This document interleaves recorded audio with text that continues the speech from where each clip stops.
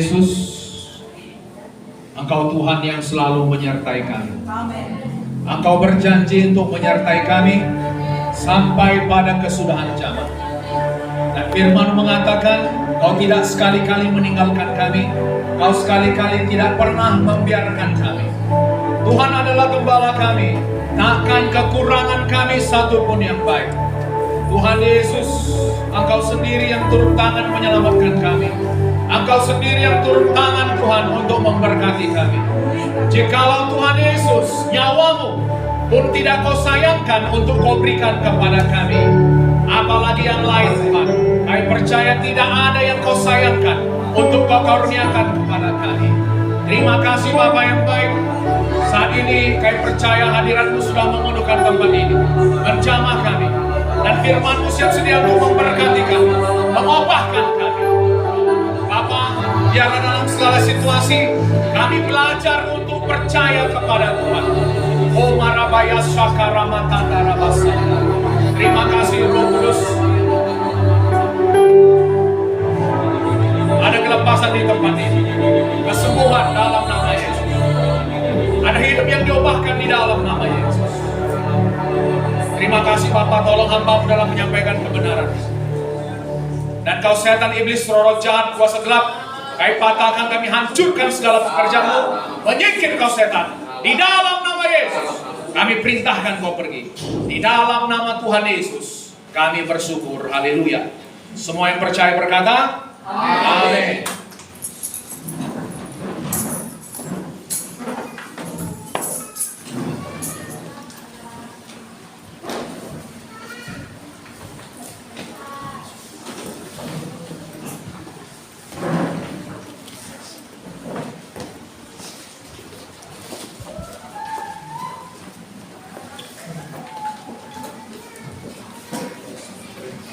Haleluya saudara.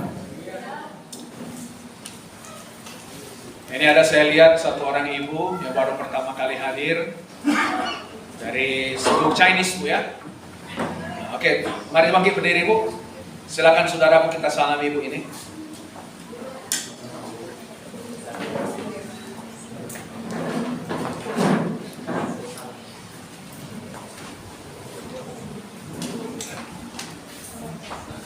Katakan selamat datang, Tuhan memberkati ibu.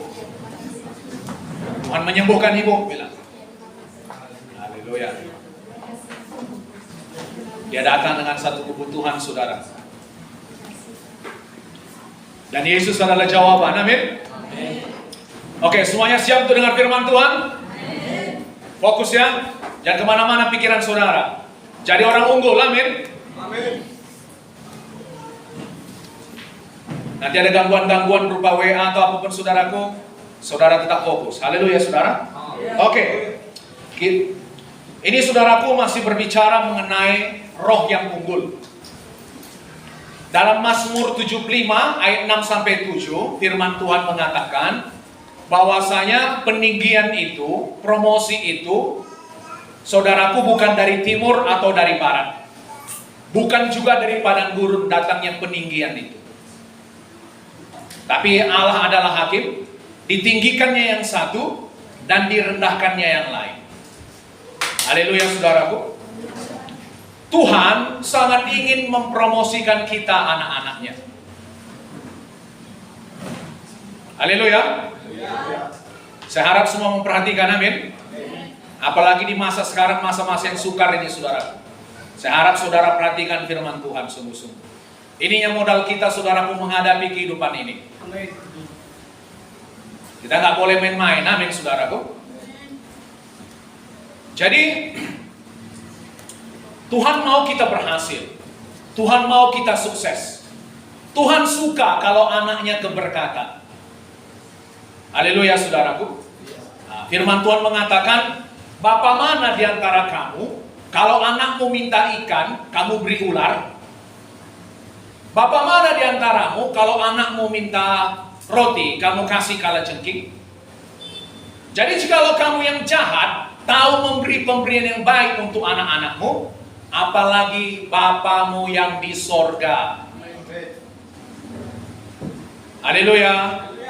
Tuhan mau memberikan yang baik kepada kita, tapi kita harus minta kepada Bapa itu. Firman Tuhan mengatakan tidak ada padamu karena engkau tidak meminta, tidak berdoa. Jadi saudara harus berdoa. Amin. Saudaraku, kita bukan hanya berdoa supaya Tuhan memenuhi keperluan kita. Nah, seperti yang sudah kita bahas saudaraku mengenai tujuan hidup yang keempat, kita hidup untuk melayani Tuhan, untuk memberkati orang-orang juga. Amin saudaraku. Bagaimana cara kita melayani Tuhan? Dengan melayani sesama kita, menjadi berkat bagi sesama kita. Jadi sekarang saudaraku, kita nggak lagi berdoa supaya Tuhan hanya memenuhi kebutuhan kita saja. Amin. Itu doa yang terlalu sempit.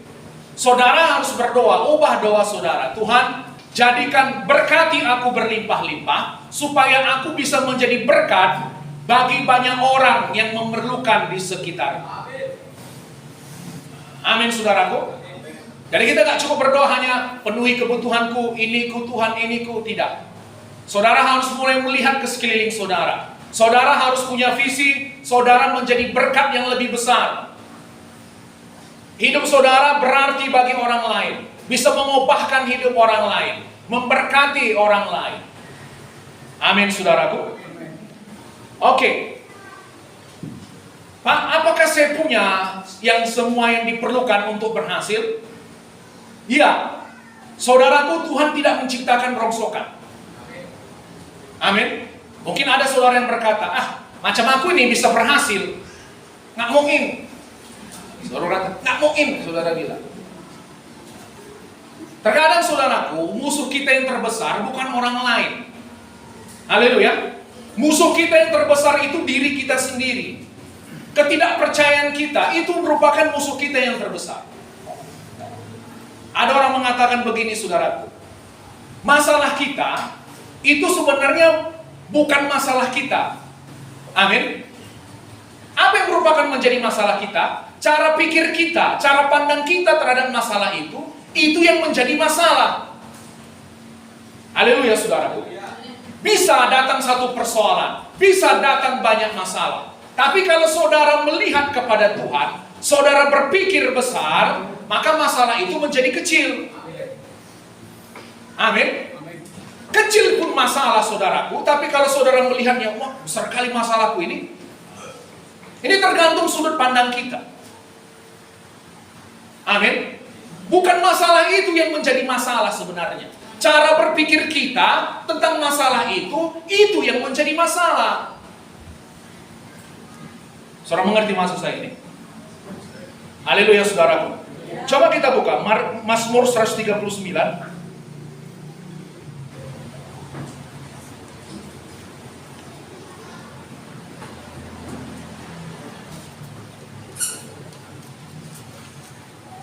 Ayat 14 ya.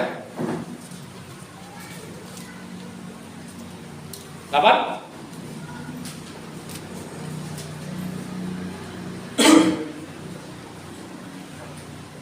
Aku bersyukur kepadamu oleh karena kejadianku dahsyat dan ajaib. Ajaib apa yang kau buat dan jiwaku benar-benar menyadarinya. Kalau terjemahan bahasa Indonesia masa kini dikatakan saudaraku, perhatikan ya. Aku memuji Engkau Tuhan sebab aku sangat luar biasa. Segala perbuatanmu ajaib dan mengagumkan, aku benar-benar menyadarinya. Jadi Tuhan yang membentuk kita dalam kandungan ibu kita. Tuhan yang menenun buah pinggang kita. Amin. Jadi kita ini sangat luar biasa. Jadi stop berpikir saudara ini bukan siapa-siapa. Segala sesuatu untuk hidup berhasil saudaraku, berkemenangan, Tuhan sudah karuniakan kepada kita. Waktu muda-mudi kemarin saudaraku, kami belajar mengenai 10 pengintai dan 2 pengintai. 10 pengintai berkata apa? Memang negeri yang Tuhan janjikan itu berlimpah susu dan madunya. Tapi di sana kami melihat raksasa-raksasa. Kami ini seperti belalang. Gak mungkin kita bisa masuk.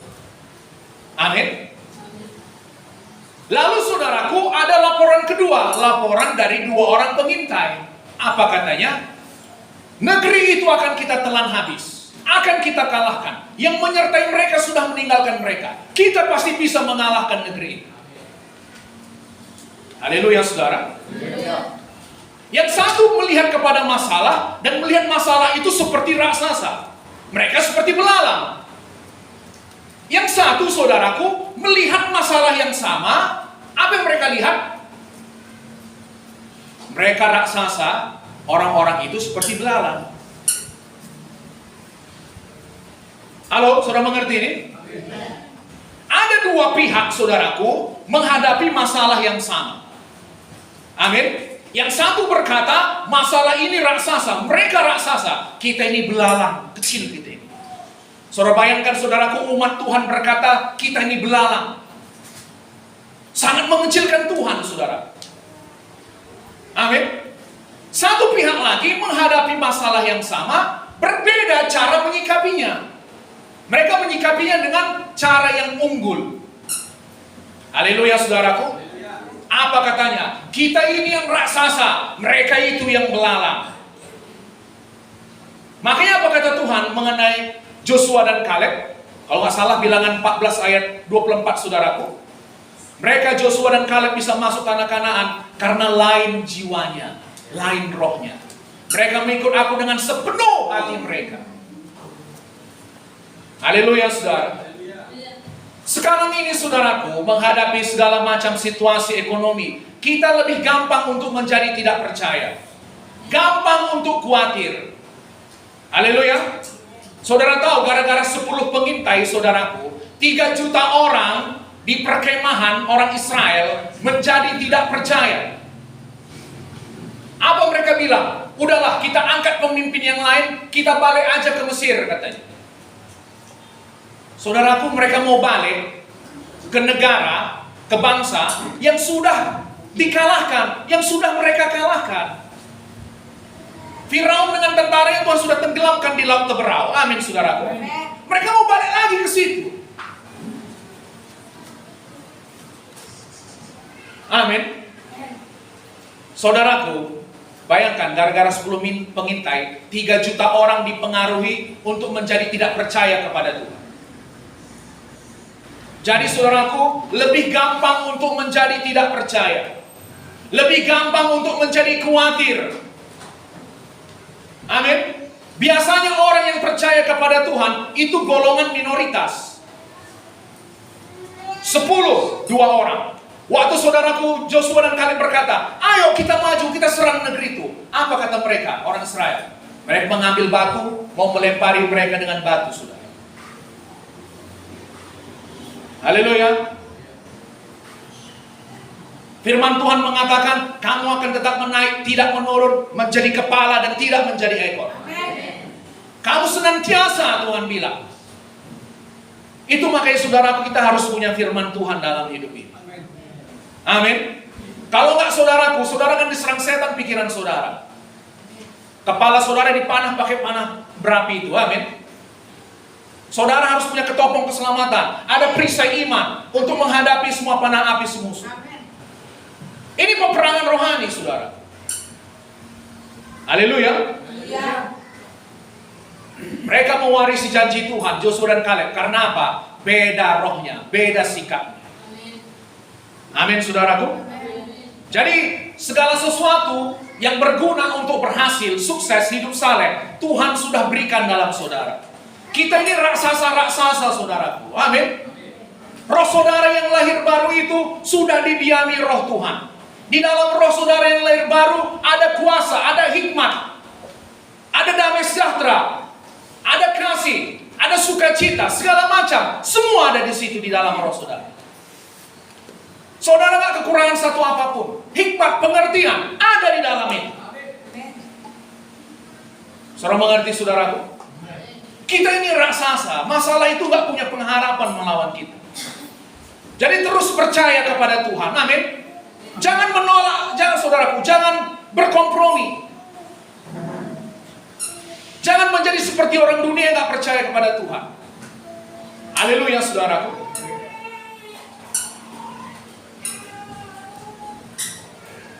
Coba kita lihat Daniel 6. Masih semangat? Amin.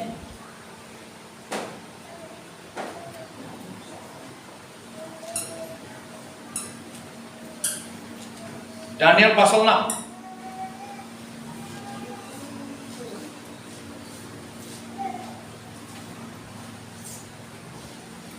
Dari yang 1.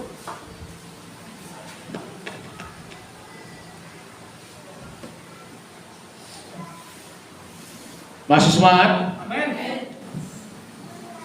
Lalu berkenanlah Darius mengangkat 120 wakil-wakil raja atas kerajaannya. Mereka akan ditempatkan di seluruh kerajaan.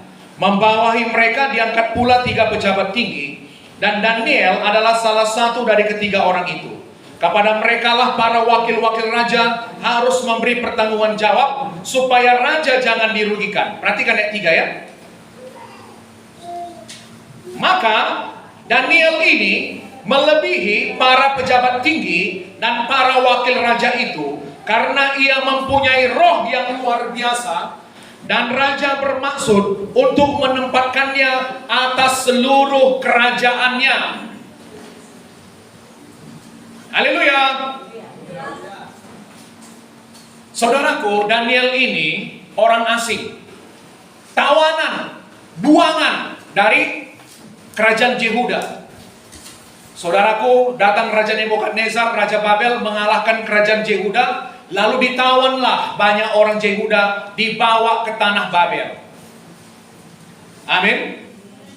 Lalu saudaraku berganti raja. Jadi raja Media Persia, saudaraku, diangkat lagi Daniel. Daniel tetap menempati posisi nomor 1 di bawah raja. Amin, saudara. Apa yang membuat Daniel bisa bertahan? Firman Tuhan mengatakan Daniel mempunyai roh yang unggul. Haleluya, saudara. Ini Daniel sudah umur 80 tahun. Masih dipercaya untuk menempati posisi yang sangat penting. Sekarang orang 80 tahun sudah pensiun, amin. Banyak 80 tahun sudah berangkat. 80 tahun Daniel masih tetap produktif, saudara. Musa umurnya 120 tahun, belum pikun. Masih kuat naik gunung. Penglihatannya belum pudar. Itu kita anak-anak Tuhan. Haleluya, saudara. Daniel memiliki roh yang unggul. Jadi dimanapun dia berada, walaupun dia orang buangan, nggak masuk hitungan, roh yang unggul itu akan tetap mengangkat dia tinggi. Haleluya. Haleluya. Dimanapun dia berada, roh yang unggul itu akan mengangkat dia tinggi. Sama seperti pelampung, saudaraku. Saudara tenggelamkan pun, dia pasti naik. Seperti itulah saudara anak-anak Tuhan sebenarnya. Itu makanya kita belajar untuk memiliki roh yang unggul. Oke, saya kasih contoh sedikit. Saudara misalnya kerja di satu tempat kerja, saudara, dengan orang-orang dunia yang tidak kenal Tuhan, amin. Saya tanya saudara, kalau rajin itu nilai unggul enggak? Unggul, amin. Tapi apakah rajin masih merupakan nilai unggul kalau semua yang di tempat kerja saudara itu rajin? Halo? Jadi kalau rajin, saudaraku, kalau semua di situ rajin, saudara harus menambah nilai lebih lagi. Apa itu misalnya? Jujur. Ada orang yang rajin, nggak jujur, suka maling duit. Amin. Nggak bisa dipercaya. Saudara sudah rajin, saudara jujur. Wah, puji Tuhan, amin. Tapi saudaraku, macam mana kalau di tempat kerja saudara itu sudah semua rajin, jujur pula semua orangnya? Perlu tambah satu nilai lagi. Amin, saudaraku. Nah, misalnya apa, Pak? Sabar. Atau saudaraku misalnya ketika nggak diawasi bos pun, saudara bisa tetap kerja. Karena banyak orang, saudaraku, nggak ada bosnya, hip hip, hore. Haleluya. Hip hip, hore.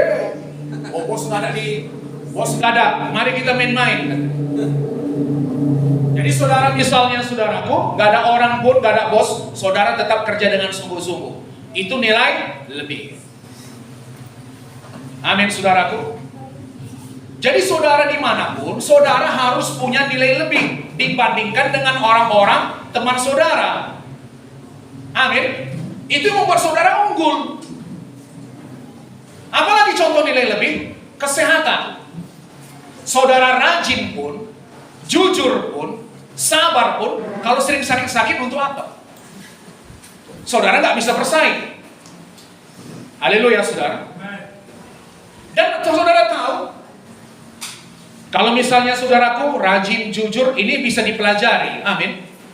Ada satu yang Tuhan berikan kepada kita yang nggak bisa saudaraku ditiru oleh orang dunia. Saudara tahu apa itu? Karunia. Amin. Haleluya saudara. Ini yang terjadi dengan Daniel, Sadrak, Meshach, Abednego. Coba kita buka Daniel pasal 1. Daniel pasal 1 dari ayat 17.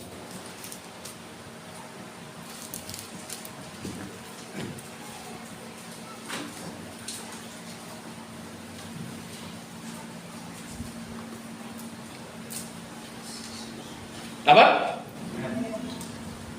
Kepada keempat orang muda itu Allah memberikan pengetahuan dan kepandaian tentang berbagai-bagai tulisan dan hikmat.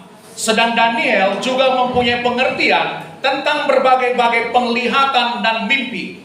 Setelah lewat waktu yang ditetapkan raja bahwa mereka sekalian harus dibawa menghadap, maka dibawalah mereka oleh pemimpin pegawai istana itu ke hadapan Nebukadnezar. Raja bercakap-cakap dengan mereka, dan di antara mereka sekalian itu tidak didapati yang setara dengan Daniel, Hananya, Misael, dan Azaria. Maka bekerjalah mereka itu pada raja dalam tiap-tiap hal yang memerlukan kebijaksanaan dan pengertian yang ditanyakan raja kepada mereka. Didapatinya bahwa mereka 10 kali lebih cerdas daripada semua orang berilmu dan semua ahli jampi di seluruh kerajaannya. Saudara 10 kali lebih cerdas dari orang paling cerdas. Itu nggak bisa dipelajari. Itu karunia Tuhan.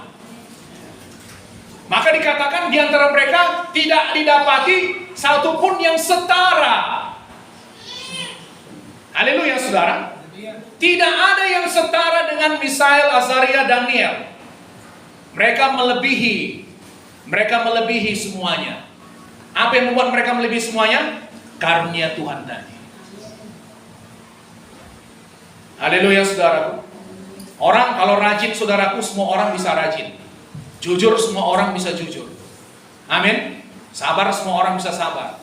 Tapi saudaraku, apa yang merupakan pembeda? Karunia Tuhan itu. Amin saudaraku. Apa yang membuat Tuhan mengaruniakan kepada mereka kepintaran itu? Karena mereka saudaraku tidak kompromi. Haleluya. Daniel, Sadrak, Meshach, Abednego menetapkan dirinya untuk tidak kompromi, menajiskan dirinya dengan santapan raja.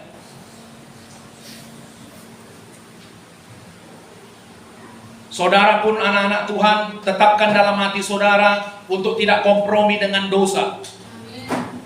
Amin saudaraku. Dengan adat istiadat manusia ini saudaraku, tetapkan diri saudara, jangan kompromi. Tuhan bisa mengangkat saudara. Ingat, promosi datangnya dari Tuhan.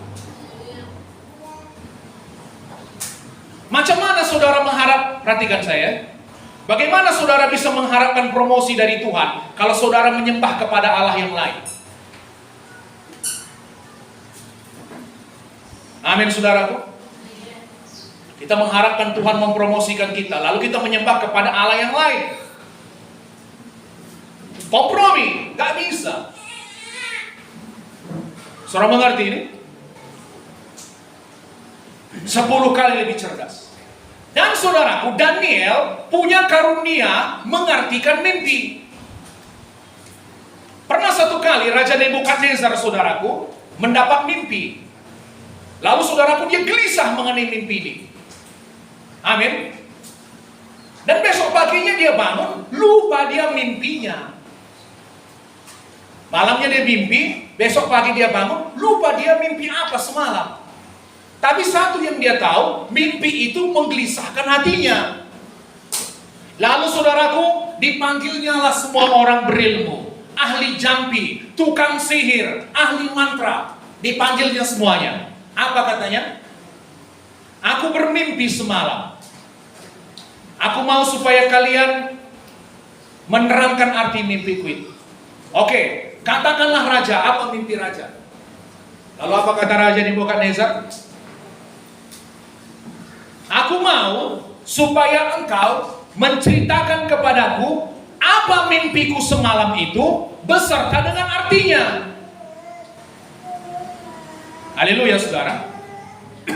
Biasanya kalau orang mimpikan, minta artikan mimpi kan dibilangnya, aku semalam mimpi ini, tolonglah artikan mimpiku.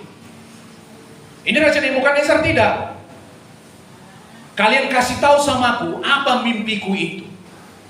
Lalu kasih tahu samaku apa artinya. Lalu apa kata ahli jambi, tukang sihir itu? Gak pernah ada raja macam manapun besarnya dia, mengajukan permintaan seperti itu. Itu gak ada manusia yang bisa melakukannya, melainkan hanya dewa-dewa. Lalu ngamuklah Raja Nebukadnezar. Amin saudaraku. Dikeluarkannya perintah, bunuh semuanya ahli-ahli jambi, orang-orang bijaksana di seluruh tanah Babel. Termasuklah terancam Daniel, Sadrak, Mesak, Abednego. Lalu datanglah Daniel menghadap raja. Kasih saya waktu raja untuk memberitahukan raja mimpi. Amin saudaraku. Lalu Tuhan karuniakan kepadanya, Tuhan kasih tahu apa mimpi Nebukadnezar beserta dengan artinya. Amin saudara. Sesuatu yang mustahil bisa Tuhan kerjakan. Itu karunia Tuhan. Itu membuat saudara beda dengan orang-orang yang lain. Haleluya saudaraku. Tapi apa? Kenapa bisa Tuhan karuniakan itu saudaraku? Tuhan berikan kemampuan itu karena dari awal mereka tidak kompromi. Perhatikan ini, mereka tidak kompromi. Haleluya saudaraku. Daniel dikeluarkan keputusan, raja mengeluarkan keputusan, selama 1 bulan ini tidak boleh ada orang berdoa kepada dewa lain kecuali kepada raja. Kalau tidak dicampakkan ke gua singa. Saudara, apa yang dibuat Daniel? Dia tetap berdoa kepada Tuhan 3 kali sehari. Tahukah dia risikonya dicampakkan ke dalam gua singa? Tahu. Berhentikah dia? Tidak. Amin saudaraku. Berani mengambil resiko sekalipun nyawa taruhan. Gak heran Tuhan begitu mempermuliakan dia. Amin. Itu roh yang unggul.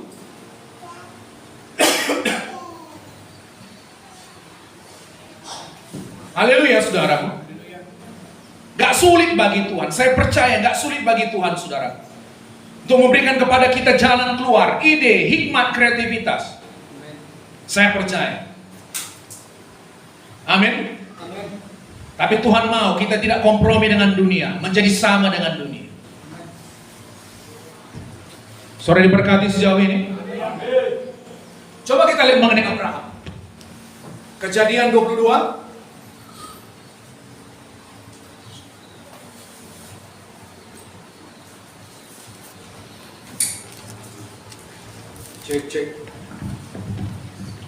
Cek.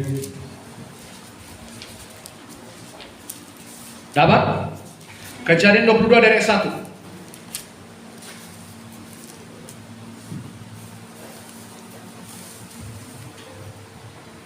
Kita baca bersama 1, 2, 3 ya. Setelah semuanya itu, Allah mencoba Abraham. Ia berfirman kepadanya, Abraham. Lalu sautnya, ya Tuhan.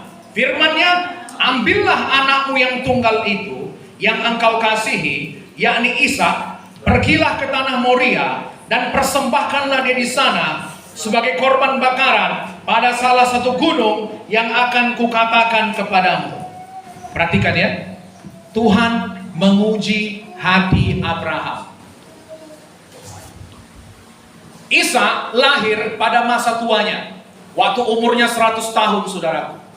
Anak perjanjian sudah ditunggu puluhan tahun. Amin. Saya percaya kalau Abraham disuruh memilih antara mengorbankan hartanya atau anaknya, saya rasa saudaraku, Abraham gampang aja mengorbankan hartanya. Amin. Tapi saudaraku, Tuhan minta yang paling berharga di hatinya. Haleluya.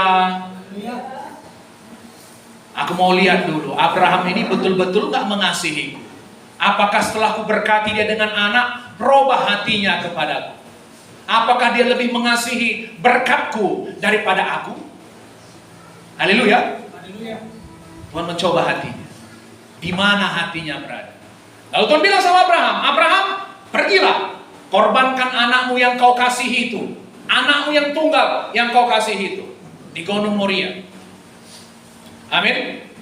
Ayat 3. Keesokan harinya, pagi-pagi bangunlah Abraham. Ia memasang pelana keledainya dan memanggil 2 orang bujangnya beserta Ishak anaknya. Ia membelah juga kayu untuk korban bakaran itu. Lalu berangkatlah ia dan pergi ke tempat yang dikatakan Allah kepadanya. Saudaraku, malam-malam dia mimpi, besok pagi langsung dikerjakannya. Abraham cukup mengenal suara Tuhan. Dia disebut sahabat Tuhan. Amin. Dia tahu ini Tuhan yang berbicara. Bukan waktu dibilang Tuhan, Abraham persembahkan anakmu. Ini suara setan ini. Dalam nama Yesus.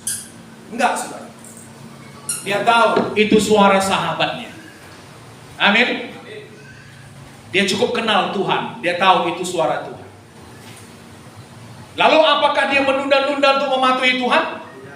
Besok pagi langsung berangkat dia. Dibelahnya kayu, dibawanya 2 hambanya. Ayo kita pergi, berangkat. Berapa lama butuh waktu sampai ke Gunung Moria? Ayat 4. Ketika pada hari ketiga Abraham melayangkan pandangnya, kelihatanlah kepadanya tempat itu dari jauh. Butuh 3 hari untuk mencapai Gunung Moria itu. Kenapa Pak butuh 3 hari? Tuhan mau menguji dia. Selama 3 hari ini bisa banyak berubah pikirannya, amin. Banyak waktu, banyak kesempatan untuk pikirannya bisa berubah. Tapi apakah Abraham berubah? Tidak. Tidak menunda-nunda, saudaraku. Inilah kenapa Tuhan berkenan. Abraham ini sangat menyenangkan hati Tuhan, amin. Dapat perintah Tuhan, langsung lakukan. Banyak saudaraku kita sepele dengan firman Tuhan. Udah lama kita ditegur Tuhan mengenai satu hal yang kita begitu kasihi, yang tidak berkenan di mata Tuhan. Tetap kita pertahankan. Sayang aku ini Tuhan. Kita peluk erat-erat saudaraku. Amin. Tuhan menguji hati loh. Ayat 5. Kata Abraham kepada 2 bujangnya itu, tinggallah kamu di sini dengan keledai ini. Aku beserta anak ini akan pergi ke sana. Kami akan sembahyang. Sesudah itu kami kembali kepadamu. Lalu Abraham mengambil kayu untuk korban bakaran itu dan memikulkannya ke atas bahu Ishak anaknya, sedang di tangannya dibawanya api dan pisau. Demikianlah keduanya berjalan bersama-sama. Ishak ini melambangkan Tuhan Yesus. Haleluya. Ke atas bahu Ishak, saudaraku, dipikulkannya kayu. Itu melambangkan Tuhan Yesus yang memikul kayu salib. Amin. Hendak dipersembahkan sebagai korban bagi kita. Haleluya, saudara. Ayat 7. Lalu berkatalah Ishak kepada Abraham ayahnya. Bapa, sahut Abraham, ya anakku, bertanyalah ia. Di sini sudah ada api dan kayu. Tetapi di manakah anak domba untuk korban bakaran itu? Sahut Abraham, Allah yang akan menyediakan anak domba untuk korban bakaran baginya anakku. Demikianlah keduanya berjalan bersama-sama. Sampailah mereka ke tempat yang dikatakan Allah kepadanya. Lalu Abraham mendirikan mezbah di situ. Disusunyalah kayu, diikatnya Ishak anaknya itu, dan diletakkannya di mezbah itu di atas kayu api. Saudaraku, Abraham gak main-main. Disusunnya kayu sebagai mesbah, saudaraku. Dibikinnya mesbah, lalu disusunnya kayu. Lalu diikatnya si Ishak. Ditaruhnya di atas kayu itu. Amin. Ayat 10. Sesudah itu Abraham mengulurkan tangannya, lalu mengambil pisau untuk menyembelih anaknya. Gak main-main dia, saudara. Betul-betul mau disembelihnya. Mau disembelih. Yang luar biasa, Ishak gak ngelawan. Kan bisa aja saudaraku Ishak ngelawan, amin. Kuat dia, tegak. Ditunjangkannya Abraham langsung tercampak itu, saudara. Tapi luar biasa Ishak pun diam dia. Itu melambangkan Yesus yang menutup mulutnya, amin. Seperti anak domba yang tidak bersuara, disembelih. Haleluya. Itu melambangkan Yesus. Ayat 11. Tetapi berserulah malaikat Tuhan dari langit kepadanya. Abraham, Abraham, sahutnya. Ya Tuhan. Lalu ia berfirman, jangan bunuh anak itu, dan jangan kau apa-apakan dia. Sebab telah ku ketahui sekarang bahwa engkau takut akan Allah, dan engkau tidak segan-segan untuk menyerahkan anakmu yang tunggal kepadaku. Telah ku ketahui sekarang. Dari mana Tuhan tahu? Waktu Abraham mau menyembelih anaknya Ishak. Iman harus disertai perbuatan. Amin. Iman yang disertai perbuatan itu menjadikan iman itu menjadi sempurna. Iman tanpa perbuatan, tanpa tindakan, itu iman yang mati.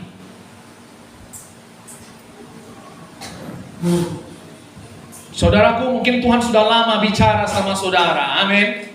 Oke, lihat saya dulu. Masing-masing kita punya ada kesayangan dalam hati kita, yang Tuhan mau kita serahkan sama dia. Amin. Tuhan bilang, kalau memang kau mengasihiku, serahkan itu padaku. Haleluya, saudaraku. Abraham dia rela menyerahkan anaknya. Tuhan bilang, aku tahu sekarang kau mengasihiku. Dan saudara tahu apa yang terjadi? Tuhan memberkati Abraham berlimpah-limpah. Coba kita lihat. Kita lompat aja ya.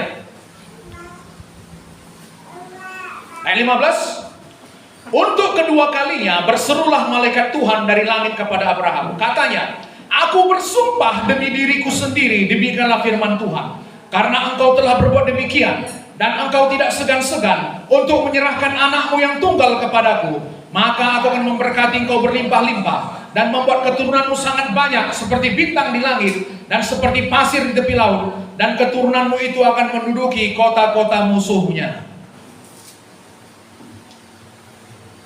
Amin.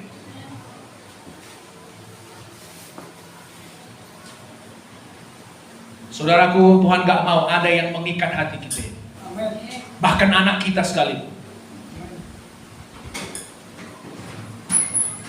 Apa yang Tuhan sudah katakan selama ini kepada saudara, yang begitu mengikat hati saudara. Amin. Mungkin ada satu kebiasaan yang buruk yang saudara suka. Atau saudaraku, ada seseorang yang saudara cintai melebihi Tuhan. Tuhan berkata, putuskan hubungan itu, saudara tetap lanjutkan. Haleluya, saudaraku. Atau pekerjaan, atau apalah yang melebihi kasih saudara kepada Tuhan. Amin. Mari saudaraku, kalau kita misalnya dengar firman Tuhan, langsung praktekkan. Gentar kita dengar firman Tuhan itu. Haleluya. Jangan cuma dengar lalu lupa. Oke, kita lihat mengenai Yunus 3.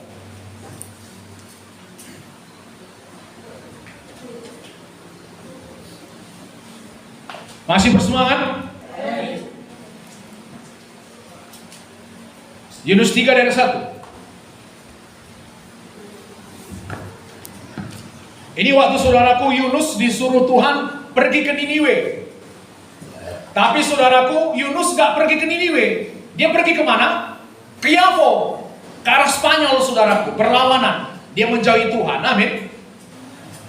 Lalu di tengah jalan Tuhan turunkan angin badai. Lalu terakhir Yunus masuk landing di perut Ikan yang besar, nggak dikasih tahu ikan apa saudara. Lalu Tuhan kasih kesempatan kedua pada Yunus. Yunus, pergi ke Niniwe. Saudara tahu kenapa Yunus enggan ke Niniwe, memperingatkan Niniwe? Karena Niniwe ini, saudaraku, merupakan musuh bangsa Israel. Orang Niniwe sering menyerang kerajaan Israel. Mereka orang-orang yang kejam. Nanti saudaraku, kalau misalnya datang orang Niniwe menyerang Israel, saudara tahu apa yang diperbuatnya? Dibunuhnya, bahkan ibu-ibu hamil pun dibunuhnya. Ibu yang sedang hamil, mengandung. Dibelahnya perutnya, dikeluarkan anaknya dari dalam kandungan itu. Lalu dihantamkan ke tembok atau ke pokok kayu, saudara. Maka Yunus gak suka kalau dibilang misalnya Niniwe akan dimusnahkan Tuhan, sebenarnya senang dia. Amin. Tapi Tuhan, saudaraku, firman Tuhan mengatakan Tuhan gak berkenan kepada kematian orang fasik. Tuhan mau orang jahat itu bertobat. Ini orang jahat, saudara. Kita lihat reaksinya waktu mendengar firman Tuhan. Amin. Perhatikan ya, orang yang jahat mendengar firman Tuhan. Ayat 1, Yunus 3 ayat 1. Datanglah firman Tuhan kepada Yunus untuk kedua kalinya demikian. Bangunlah, pergilah ke Niniwe, kota yang besar itu, dan sampaikanlah kepadanya seruan yang kufirmankan kepadamu. Bersiaplah Yunus, lalu pergi ke Niniwe sesuai dengan firman Allah. Niniwe adalah sebuah kota yang mengagumkan besarnya, 3 hari perjalanan luasnya. Mulailah Yunus masuk ke dalam kota itu, sehari perjalanan jauhnya, lalu berseru, 40 hari lagi, maka Niniwe akan ditunggang balikkan. Haleluya. Saudaraku, Niniwe ini kotanya luar biasa mengagumkan. Saudara bayangkan, sekitar ribuan tahun yang lalu, saudaraku, sudah ada kota yang begini besarnya. Perlu 3 hari berjalan kaki untuk mengelilingi kota itu. Haleluya, saudara. Tapi apa yang dilakukan oleh Yunus? Dia hanya berjalan 1 hari saja, memperingatkan orang Niniwe. Apa khotbahnya? Khotbahnya pun, saudaraku, sederhana.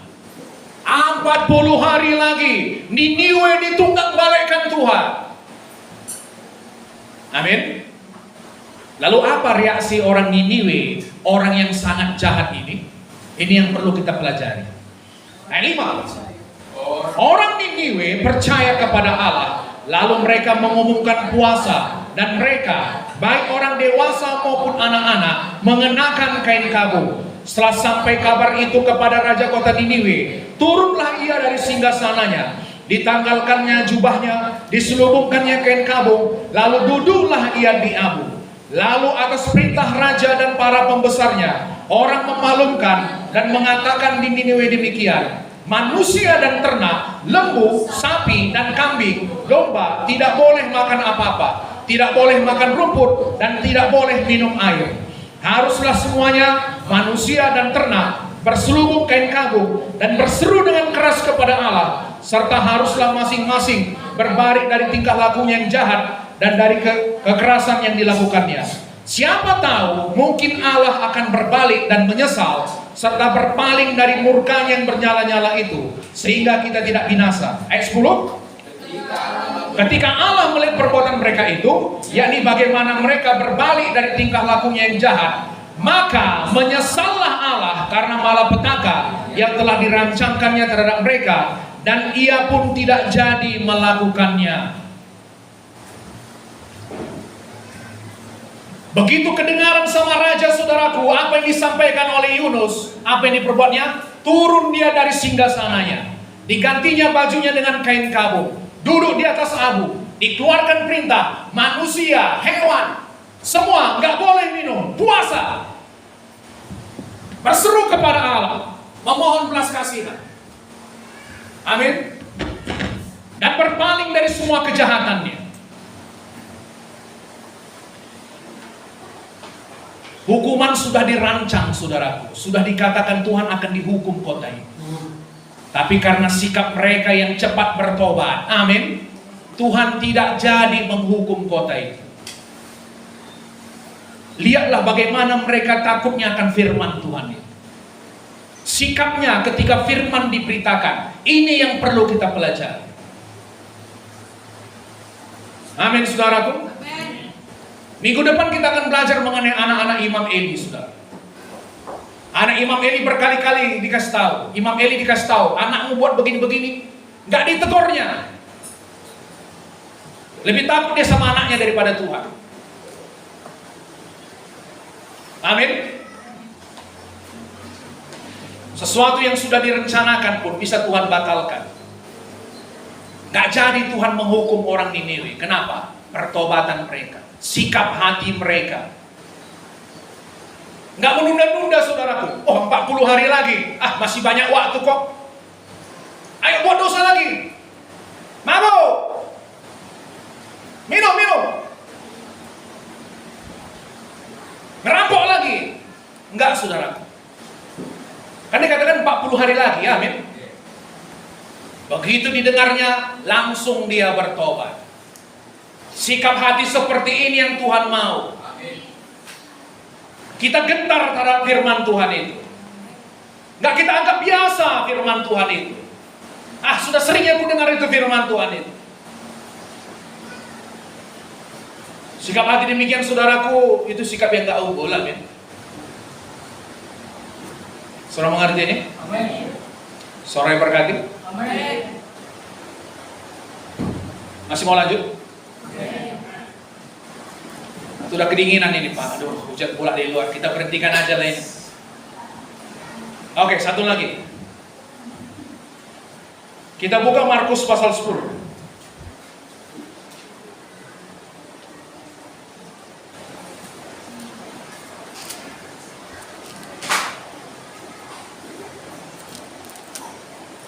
Markus 10 ayat 17.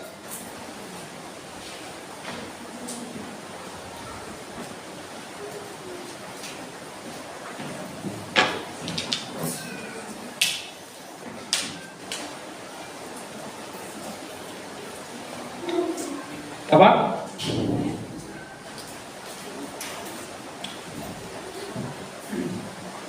Pada waktu Yesus berangkat untuk meneruskan perjalanannya, datanglah seorang berlari-lari mendapatkan dia, dan sambil bertelut di hadapannya, dia bertanya, "Guru yang baik, apa yang harus kuperbuat untuk memperoleh hidup yang kekal?" Oke, dalam perikop yang lain, saudaraku, orang ini dikatakan adalah seorang pemimpin. Amin. Saudara bisa bayangkan, saudaraku, Yesus di tengah keramaian, tiba-tiba dia berlari, seorang pemimpin. Saudara bisa bayangkan seorang gubernur, saudaraku, amin. Tiba-tiba dia berlari, langsung sujud di hadapan Yesus, menyembah Yesus. Ini bukan main-main, amin. Dia gak memperdulikan, saudaraku, statusnya untuk jumpa dengan Yesus. Apa pertanyaannya? Guru yang baik, apa yang harus kau perbuat untuk memperoleh hidup yang kekal? Amin. Jawab Yesus, "Mengapa kau katakan aku baik? Tak seorang pun yang baik selain daripada Allah saja. Engkau tentu mengetahui segala perintah Allah. Jangan membunuh, jangan berzina, jangan mencuri, jangan mengucapkan saksi dusta, jangan menghalangi hak orang lain, hormatilah ayahmu dan ibumu." Lalu kata orang itu kepadanya, "Guru, semuanya itu telah kuturuti sejak masa mudaku." Luar biasa, saudara. Amin. Dia orang yang sungguh-sungguh ini, saya percaya mencari Tuhan. Amin. Ayat 21. Tetapi Yesus memandang dia dan menaruh kasih kepadanya, lalu berkata kepadanya, "Hanya satu lagi kekuranganmu. Pergilah, juallah apa yang kau miliki, dan berikanlah itu kepada orang-orang miskin, maka engkau akan beroleh harta di sorga. Kemudian datanglah kemari dan ikutlah aku." Dari luar, saudaraku, orang ini nampaknya seperti orang yang sungguh-sungguh betul, amin. Tapi Tuhan lihat jauh ke dalam hatinya. Ada yang mengikat hatinya. Apa itu, saudara? Hartanya. Cuman satu lagi kekuranganmu. Pergi jual semua hartamu, berikan sama orang miskin, kau akan beroleh harta di sorga. Ikut aku. Keselamatan tetap karena ikut Yesus. Amin, saudaraku. Keselamatan tetap karena ikut Yesus. Tapi kenapa Tuhan katakan kepada orang ini, jual hartamu? Ada sesuatu dalam hatinya yang merupakan berhala, sesuatu yang lebih penting dari hidup yang kekal itu. Ayat 22. Mendengar perkataan itu, ia menjadi kecewa, lalu pergi dengan sedih, sebab banyak hartanya.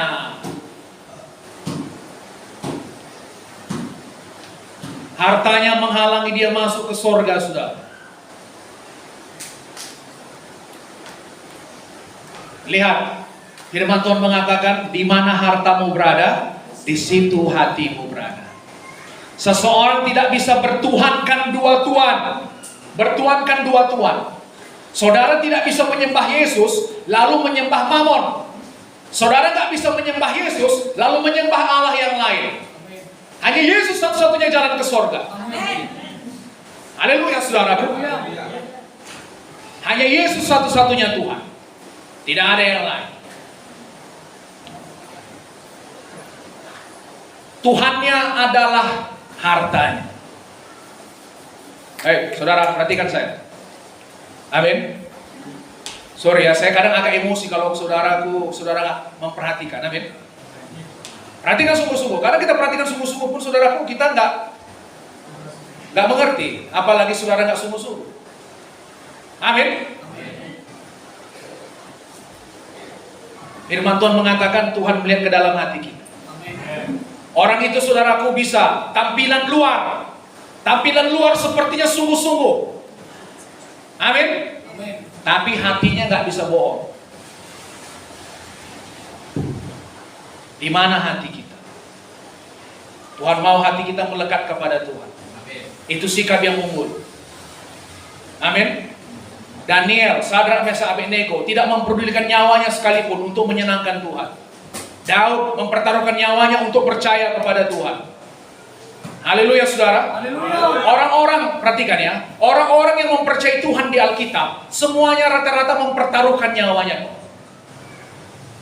Janda dari Sarfat, amin, saudaraku. Tinggal sedikit minyak, sedikit tepung dalam tempayan. Apa kata Elia? Bikin dulu roti untukku. Tinggal sedikit, saudara. Kau bikin untukku, baru kau buat untuk kau dan anakmu. Beginilah firman Tuhan. Selama musim kekeringan ini, tepung dalam tempayan, minyak dalam buli-buli tidak akan habis-habis. Amin. Macam mana kalau Elia bohong? Macam mana kalau firman Tuhan tidak terjadi? Apa yang terjadi? Matilah dia. Untuk mempercayai Tuhan, dia juga mempertaruhkan nyawanya. Haleluya, saudaraku. Haleluya. Semua orang dalam Alkitab untuk mempercayai Tuhan mengambil satu resiko.